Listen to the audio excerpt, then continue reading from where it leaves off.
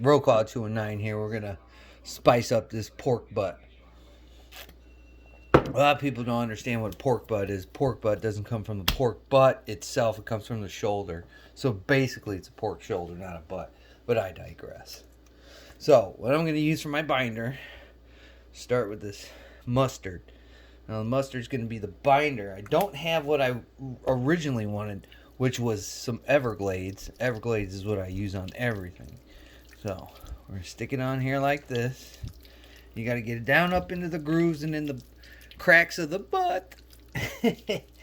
That way, your sauce, whatever it is, or your sauce, your seasoning of whatever it is going to stick pretty well to it. So you got to get up in the crack of the butt.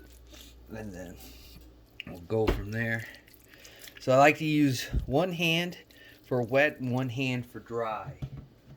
That's how I look at it. Why have two wet hands when you can have a dry one?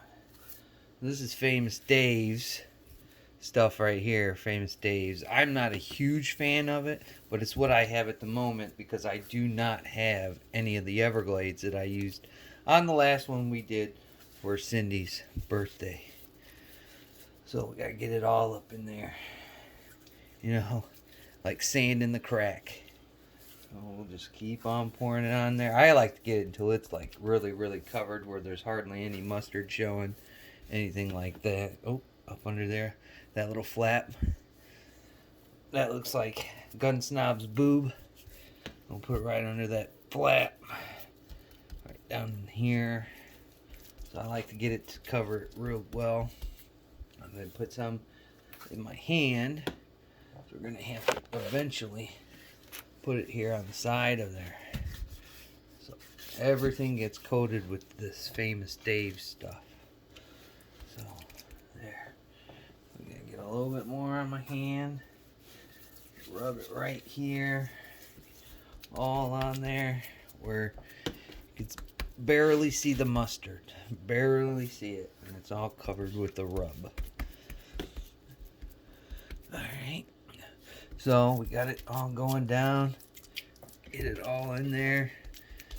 And I guess from what my brother tells me, maybe if Guns and Barbecues out there, you can chime in.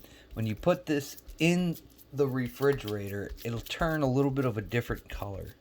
I noticed the ribs that I did at that point, well, this summer, changed to be a little bit darker when I pulled them out.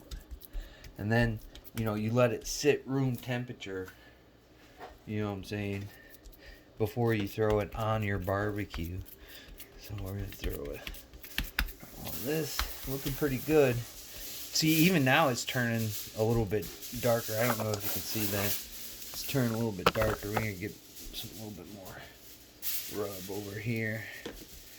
Over here. Underneath the little bit of a skirt of it. Throw some there,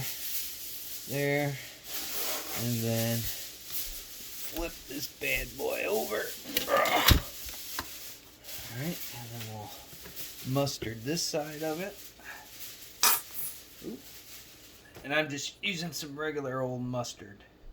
Nothing special, nothing fancy. Some old yellow mustard. Now we'll rub this on there and repeat the process. Like that. Get it all on there. And then make sure you get it all in the cracks of there. Because you want you want this rub to really stick to your piece of meat that you're going to use. That way it creates a pretty good bark. I'm running out of Famous Dave's. Uh-oh.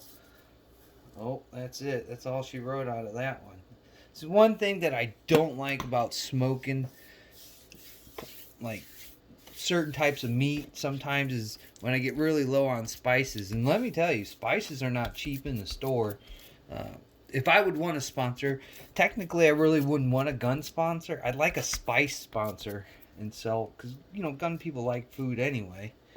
So I'd like a sponsor for that. Alright, so Cindy just handed me this. We'll put a little bit on there. Now, this is something that you don't want to be you kind of want to be generous with this. This is the Everglades all-purpose. Now, if you like garlic, then this is the thing for you right here, this Everglades, because it's more garlically enhanced than most of the stuff that I have. And I don't like to put a ton of it on there, just enough to get that garlic taste on there. Yeah, it really salty. It's salty and garlic. It's really good on seafood. We'll throw a little. Oh boy, I think I got a little bit of this Everglades heat. Not too much. Throw it right on that back just to get that smoke. This is Everglades heat. A lot of people say it's hot. I don't think so. I put it on the ribs and everybody ate the hell out of the ribs. So it wasn't that spicy when you smoke it. When you like just do some steaks or something, then you can get a lot of heat from it. But I've noticed since smoking it, not so much. So we can kind of be liberal with that. And that's the only time I'm really liberal is with spices. You know, anytime other that you're liberal, you're probably in for a world of hurt. So again, that's what we're gonna do with that guy. A little bit of that heat, a little bit of the Famous Dave's, or pretty much whatever kind of spice that you like to put on there. And I always don't want to forget this stuff. This is rudimentary in cooking. Is a little bit of salt and pepper. Salt and pepper for my folks. Salt and pepper. A little bit of salt, a little bit of pepper. And I like to put it on the fat side. And then when I cook it, I like to put the fat side.